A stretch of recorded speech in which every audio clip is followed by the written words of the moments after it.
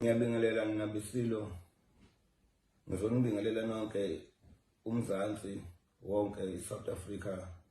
ngisho nabaphesheya abakithi umhlaba wonke jikelele uyabingelela uprofessor ngoba ngibingelela nje ke ngibingelela ngenxa yenu ukuthi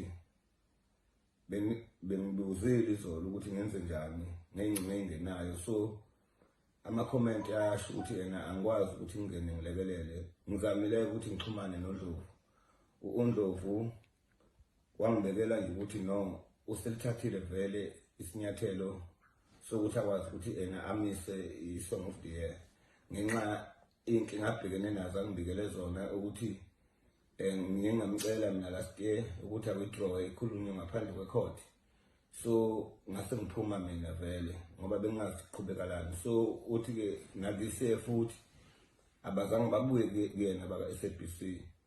so usithathile isinqumo sokuthi avele aphinde afake amaphepha ngoba mina uvele nje wathi akafuni ukuthi sikhulume kakhulu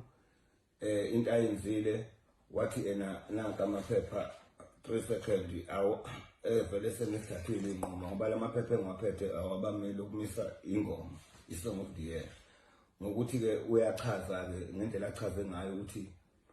abafuni ukuthi beze kuyena kuhlale phansi kukhulunyiswane manje nento esiyinkinga obvious abantu sebevele bakhokhile bavotile abantu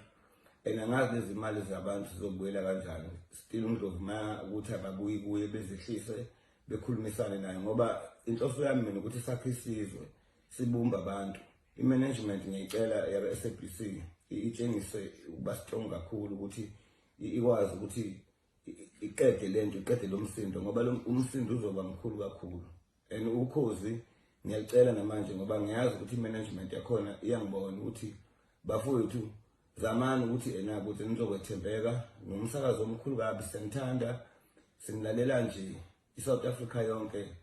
siyamthanda so ake nenze ubulungiswa bafowethu ukuthi abantu ngoba manje selibonile phela izwe ukuthi lo muntu kusho ukuthi kahle kahle into yakhe le naye indlela azamela ngayo ingane zakhe kodwa manje ukhala ukuthi uvaleleka ngaphandle and manje lento le ubentshwana kuyona yakhe ngabe lamaphepha akazanganginike ngoba mina ungithulise ngalamaphepha wathi vele lento isiphethwe enkantolo so namanje ke ngingaqedi inkulumo naye siphothule ngoba ngeke ngathinta nomhle ngemali mina sihlangane naye oweni ngase ngichaza ukuthi abake benze nencwadi ukuthi bekwazi ukuthi bebhalele uSABC bekwazi futhi ukuthi ke bekwazi ukuthi betshena abantu ukuthi yena okwamanje abayame kahle kahle ukuvota ngokwami ukubona because kuzophinde kucwilwe futhi bese kulisana nalezi kodwa konke lokho kungaqede lonto leyo ukuthi ena uSABC ukhozi FM lozehlise libuyisane noNdlovu ukwazi ukuthi kuqhutshekwe nokuthi kube khona iSong of the Year nanokuthi ke iSong of the Year ungishayise ngovalo ukuthi ivele nomuntu noma ngamvotela abantu bakhiphe imali kodwa yena akathuli ngisho even a cent akathuli ngisho nje indondo ke nje le noma mhlawumbe inkomishi yasesontweni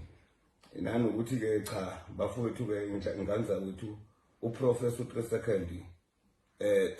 ngoba yini benivumile ukuthi akakakhulume lolu daba sengiphengwa indaba kodwa kulonyaka ke kunzima ngoba mina ngizame ngawo wonke amandla last year phela nje mina ngizocela ukuthi nina benisaqhubeka nokuvota bengicela mina ukuthi kenime abanye basaqhubeka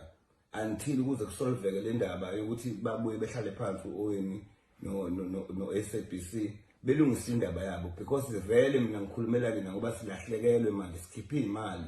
namanye ama-artist le besikade siwavotele ngithi bafowethu bekana amaphaphu phansi ehlasana umoya sisazama ukuthi silungise kodwa nje uNdlovu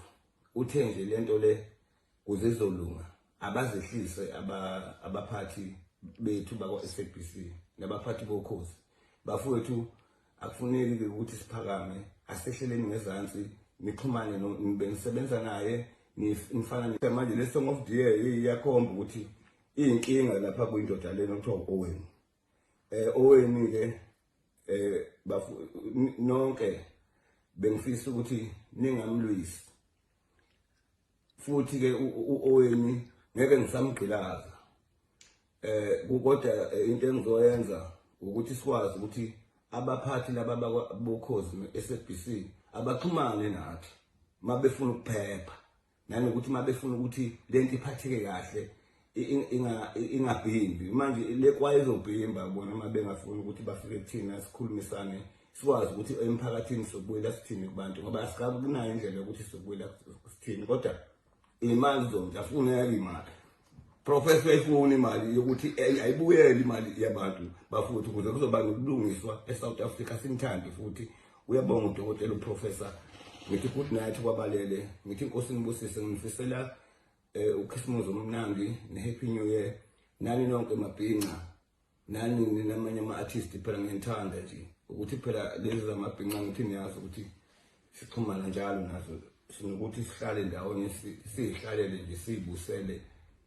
ngithi ukuthi song of the year yona ayilungiswe impela lokho ngikushilo lokho